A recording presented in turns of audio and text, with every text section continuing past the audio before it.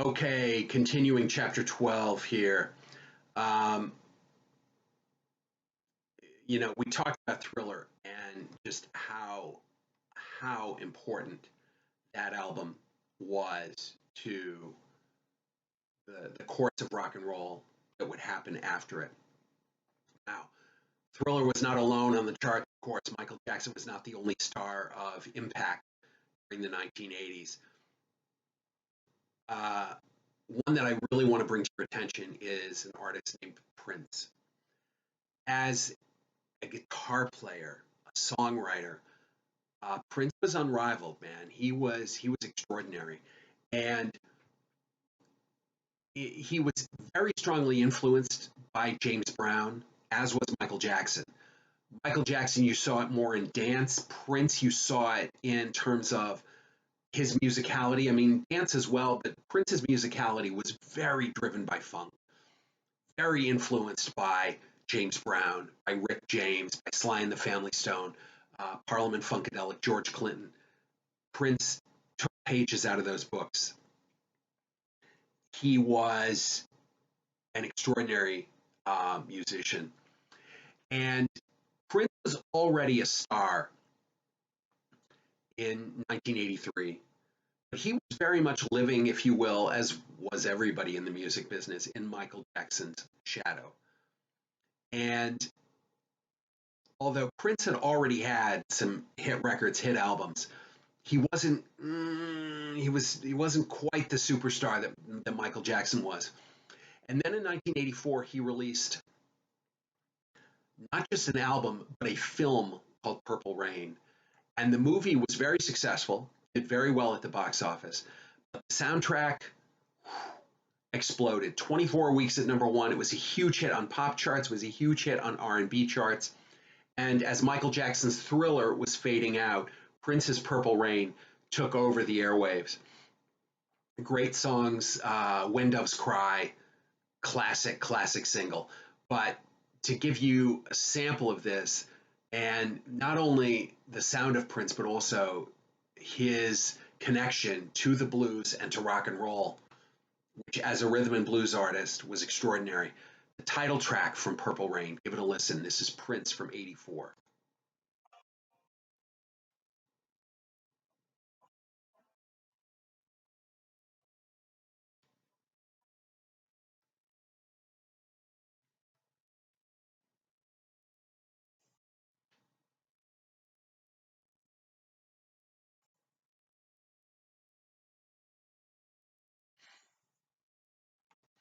Prince, Purple Rain.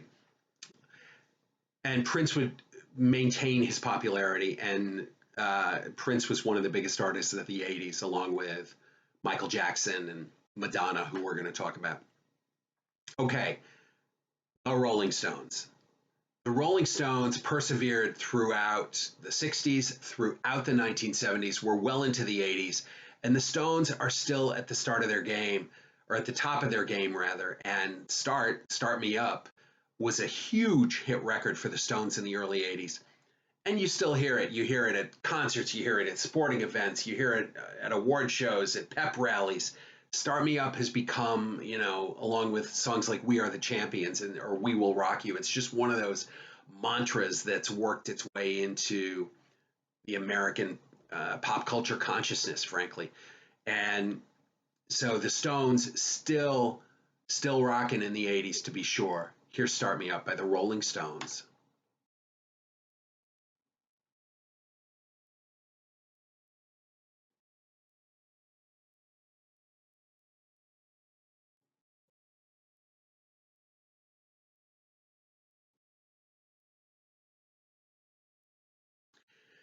Mick Jagger, Keith Richards, the whole gang, Start Me Up. Okay, I wanted to get those songs in there because now I want to talk about music that, well, all right, it wasn't punk rock, and yet it took a page out of that book, this music, and there was a here's what happened. in the early 80s, there was a second British invasion of sorts. A lot of the popular music that came on the radio was by British artists. Not exclusively, but a lot of it. And so you kind of did have Michael Jackson and Prince on one side, and these British artists who were driven by um, electronica. A lot of electronic music was being generated in the late 70s and early 80s, and early to mid 80s especially. And that became really the sound of the 80s in a lot of way, or at least one of the sounds. And so I wanted to bring you through and just kind of introduce you to some of that music. And again, not all of it was by British artists, but much of it was, and much of it had this electronic driven sound. So, starting with the great Joe Jackson from 1979, Is She Really Going Out with Him?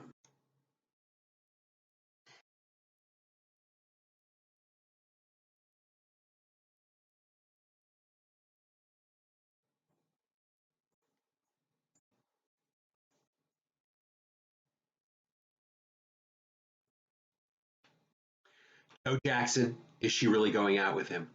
And the music would come to be called New Wave.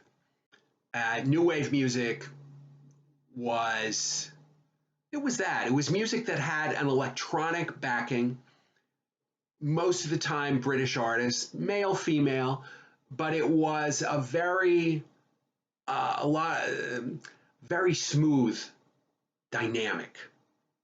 All right, there wasn't sort of the gospel inflected kinds of things that you would have heard in rhythm and blues music, that even you heard in Motown music. New wave was very steady, and it was driven by quite often a constancy of rhythm and beat in the background. Joe Jackson, The Police, lead singer Sting. The Police started off as a new wave band. They would kind of become a more mainstream rock and roll band, and then Sting would spin off into his own career as a great solo artist. But in the early days, yeah, the Police were new wave straight up, and one of their early hits, Roxanne.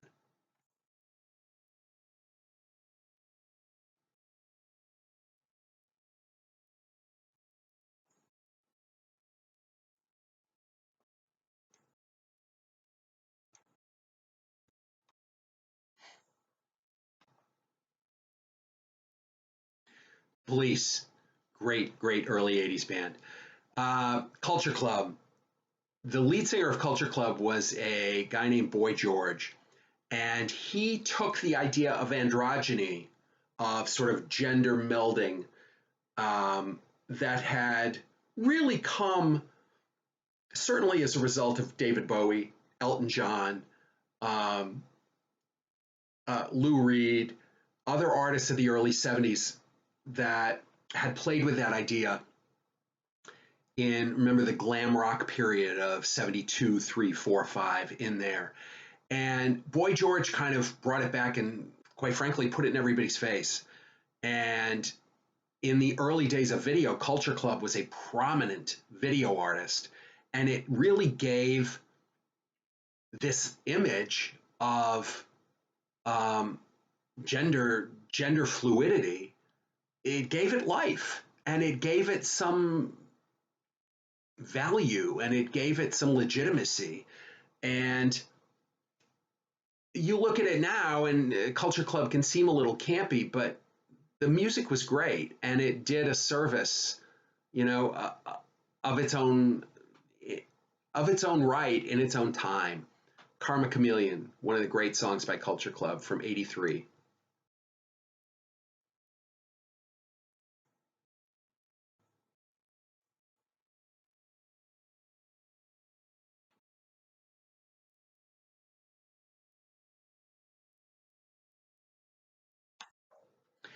Another band of the new wave movement that really hit huge in the States was a band called Duran Duran. British band, and the very much the teen idol-y kinds of boy band thing that would happen later on with NSYNC and Even who am I talking about?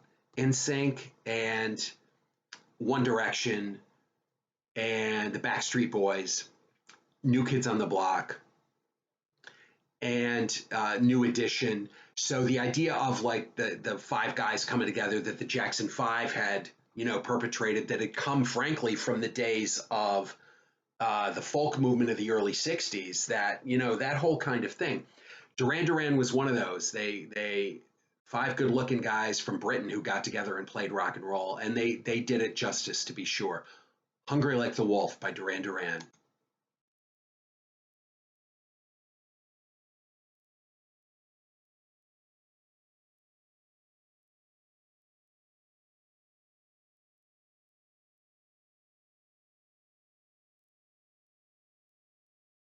Duran Duran, one of the biggest artists of the '80s, Hungry Like the Wolf. And we'll finish up this round. We'll continue with new wave music uh, in the next recording on Friday.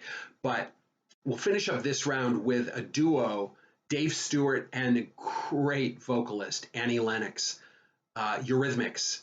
And another British act came around in the early '80s, and they were huge for a few years. Annie Lennox ranks right up there with some of the greatest female artists in rock history. Sweet Dreams Are Made of This, Eurythmics. And listen to the electronic keyboards, that background. That was emblematic of New Wave.